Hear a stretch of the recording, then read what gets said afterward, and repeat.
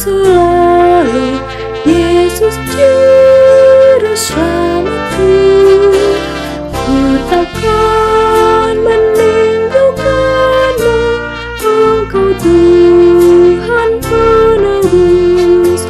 Aku ini murid-Mu, aku ini murid-Mu, aku ikut Kau selalu, Yesus Juru Selamatku.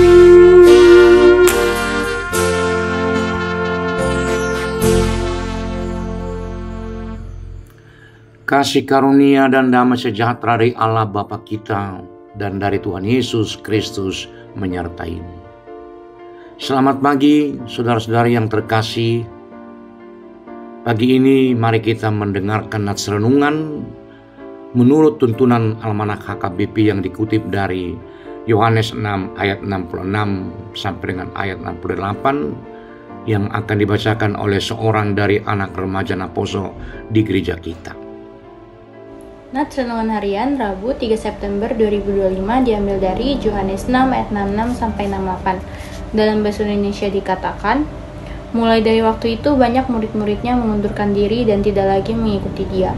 Maka kata Yesus kepada ke-12 muridnya, "Apakah kamu tidak mau pergi juga?" Jawab Simon Petrus kepadanya, "Tuhan, kepada siapakah kami akan pergi? Perkataanmu adalah perkataan hidup yang kekal." Dalam bahasa Batak Tidok, lan ma kasisian nai manundal honibana olat nii dang be didongani nasida ibana dungi didok Yesus ma mandok na 12 datung dohot hamunaing lao gabe dialus si Simon Petrus maibana tung tui semahami lao ale Tuhan dihodo hata hangluan si saliling-lelingna. Amin. Untuk menghantar kita pada nats renungan yang sudah kita dengarkan bersama, saya menyampaikan sebuah kisah yang mungkin familiar bagi kita. Di sebuah desa kecil, hiduplah seorang kakek bernama Pak Budi. Sehari-hari ia dikenal sebagai sosok yang baik, suka menolong dan ramah. Namun ada satu kebiasaan buruk yang sulit ia tinggalkan. Suka bergosip dan menyebarkan cerita yang belum tentu benar. Suatu hari Pak Budi menyebarkan rumor tentang seorang tetangganya hingga menimbulkan perpecahan di antara warga. Menyadari kesalahannya, ia merasa sangat menyesal dan memutuskan untuk datang kepada seorang guru bijak. "Guru," kata Pak Budi dengan wajah tertunduk, "saya sudah berbuat kesalahan besar. Saya telah menyebarkan berita yang tidak benar dan melukai hati banyak orang. Bagaimana saya memperbaikinya?" Guru itu tersenyum lembut, lalu berkata, "Ambillah satu bantal bulu ayam. Lalu tebarkanlah semua isinya ke seluruh desa." Dengan heran, Pak Budi pun melakukannya. Ia menyobek bantal itu dan menyebarkan bulu-bulunya kemana-mana. Sebagian ada tertiup angin dan sebagian lagi jatuh ke tanah dan ada yang sangkut di dahan. Ketika ia kembali, guru itu berkata, "Sekarang kumpulkan semua bulu ayam itu kembali ke dalam bantal." Pak Budi pun terkejut. "Tidak mungkin, Guru. Bulu itu sudah tersebar kemana-mana. Saya tidak akan bisa mengumpulkannya kembali." Guru itu pun mengangguk. "Itulah gambaran dari ucapanmu, nak. Kata-kata yang sudah terucap dan tersebar seperti bulu-bulu itu sangat sulit, bahkan tidak mungkin untuk ditarik kembali. Oleh karena itu, berhati-hatilah dengan setiap perkataan dan perbuatan." Makna cerita tadi dengan nats yang sudah kita bacakan dari Yohanes 6 ayat 66 sampai dengan 68.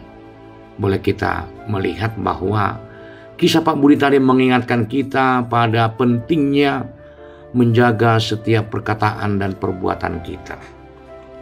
Hal ini selaras dengan nats yang akan kita renungkan pagi ini Ayat ini menggambarkan sebuah momen krusial dalam pelayanan Yesus. Setelah menyampaikan ajarannya tentang roti hidup dan makan daging dan minum darahnya, banyak murid yang merasa ajaran itu terlalu keras dan sulit untuk diterima. Ayat 66 menunjukkan realitas yang menyakitkan. Banyak murid yang dulunya bersemangat kini memilih untuk meninggalkan Yesus. Mengapa? Karena mereka tidak bisa menerima ajarannya yang menuntut komitmen penuh dan perubahan secara pandang. Mereka hanya tertarik pada mujizat dan berkat jasmani, bukan pada kebenaran rohani yang mendalam. Mereka datang untuk mendapatkan manfaat, bukan untuk mengikutinya. Seharusnya kita harus memberikan pilihan yang menentukan. Di sini kita melihat perbedaan mendasar antara murid yang sejati dan yang hanya ikut-ikutan.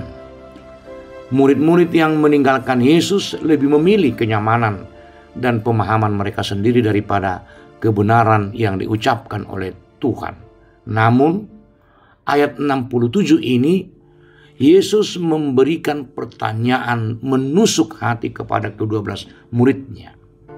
Apakah kamu tidak mau pergi juga? Ini adalah pertanyaan yang menguji kesetiaan. Sebuah momen di mana mereka harus membuat pilihan. Ikut arus mayoritas yang pergi atau tetap setia kepada Yesus. Dan di ayat 68 kita melihat jawaban yang luar biasa dari Simon Petrus. Ia tidak meminta Yesus untuk mengubah ajarannya agar lebih mudah diterima. Ia tidak bernegosiasi, sebaliknya ia menyatakan sebuah kebenaran yang mengubah segalanya. Tuhan, kepada siapakah kami akan pergi? Perkataanmu adalah perkataan hidup yang kekal. Jawaban Petrus ini menunjukkan sebuah pemahaman yang mendalam. Ia menyadari bahwa di luar Yesus tidak ada sumber kehidupan yang kekal. Di luar Yesus tidak ada kebenaran sejati yang bisa membimbing hidup mereka. Jawaban Petrus bukan hanya tentang kesetiaan, tetapi juga tentang pengakuan bahwa Yesus adalah satu-satunya jalan kebenaran dan hidup. Saudara-saudara terkasih, barangkali kita bisa mengambil beberapa konklusi untuk kita ikuti dalam kehidupan kita hari ini. Perenungan kita pagi ini mengajarkan kita 3 hal penting, yaitu untuk memperbaiki tingkah, langkah, dan perbuatan kita. Evaluasilah komitmen kita. Seperti murid-murid dalam kisah ini, kita perlu menguji kembali motivasi kita dalam mengikut Kristus.